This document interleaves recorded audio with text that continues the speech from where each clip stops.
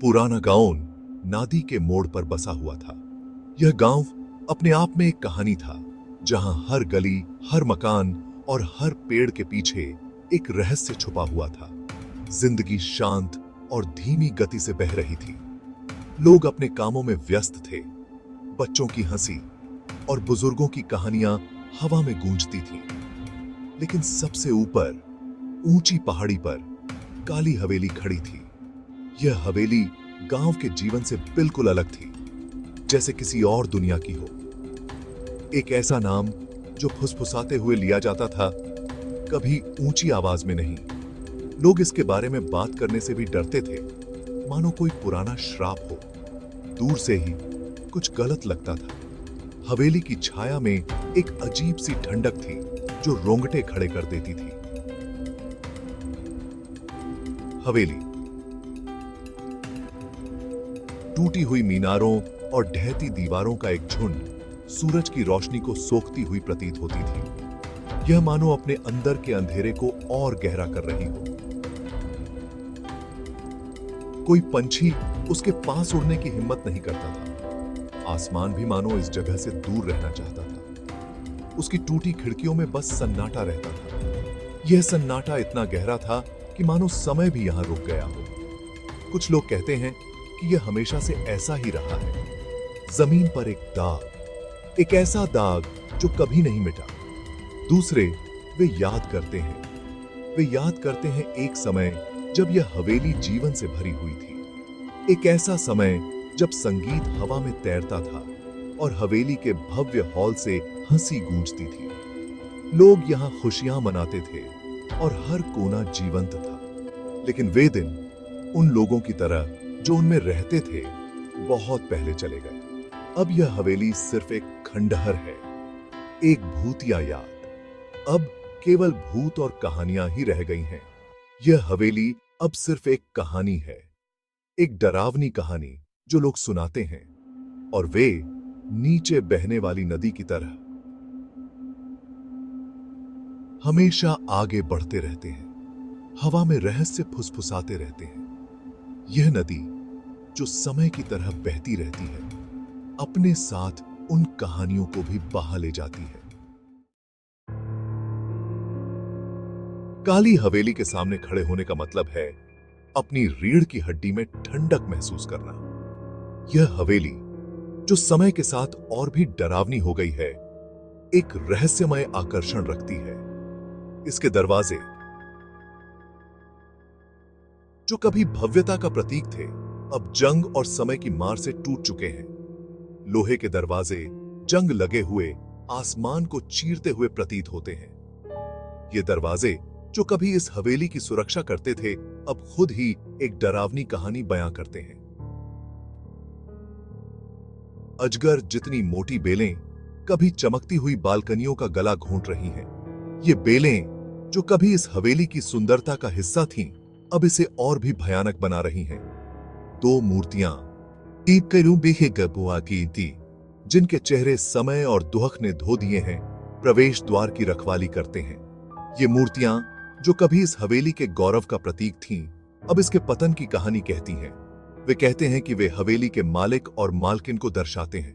ये मूर्तियां जो कभी इस हवेली के जीवन का हिस्सा थीं, अब इसके अतीत की गवाह हैं। उनकी खाली आंखें आपको देखती हुई प्रतीत होती हैं, आपकी हर गतिविधि को परखती हैं। ये आंखें जो कभी जीवन से भरी थीं, अब केवल खालीपन और उदासी का प्रतीक हैं। हवा में नम मिट्टी और किसी प्राचीन, बेचैन करने वाली चीज की गंध फैली हुई है। यह गंध जो कभी इस हवेली के जीवन का हिस्सा थी, अब इसके पतन की कहानी कहती है। यह भूले हुए सपनों और उन चीजों की फुसफुसाहट करता है जिन्हें ज्यों का त्यों छोड़ देना सबसे अच्छा है। ये फुसफुसाहटें जो कभी इस हवेली के जीवन का हिस्सा थीं, अब इसके अतीत की गवाह हैं। पर जिज्ञासा किसी जिद्दी भूत की तरह पीछा करती रहती है। यह जिज्ञासा जो कभी कभी इस हवेली के जीवन का हिस्सा थी, अब इसके अतीत की गवाह है। यह आपको करीब आने का इशारा करती है। यह वादा करती है कि अगर आप में उन्हें खोजने की हिम्मत है तो आपको जवाब मिलेंगे। यह हवेली जो कभी जीवन से भरी थी, अब केवल रहस्यों और भूतों का घर है। लेकिन सावधान रहें कि काली हवेली अपने रहस्यों की ईर्ष्या से रक्षा करती है। यह हवेली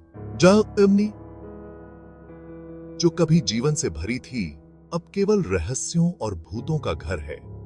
इसके रहस्य जो कभी इसके जीवन का हिस्सा थे, अब इसके पतन की कहानी कहते हैं। वे कहते हैं कि काली हवेली की कहानी प्यार से शुरू होती है। एक प्रसिद्ध मूर्तिकार अपनी पत्नी के खोने के गम में डूबा हुआ अपना दुहक एक शानदार घर के निर्माण में डुबो देता है।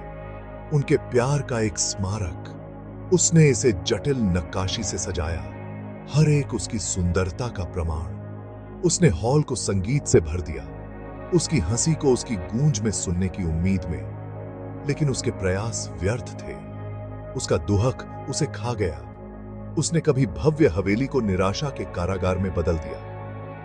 उसने खुद को बंद कर लिया, अपने दुख को जाने से मना कर दिया। कुछ लोग कहते हैं कि उसकी आत्मा अभी भी भटकती है, हमेशा के लिए उन दीवारों के भीतर फंस गई है जिन्हें उसने बनाया था। एक ऐसी शांति की तलाश में जो उसे कभी नहीं मिल सकती।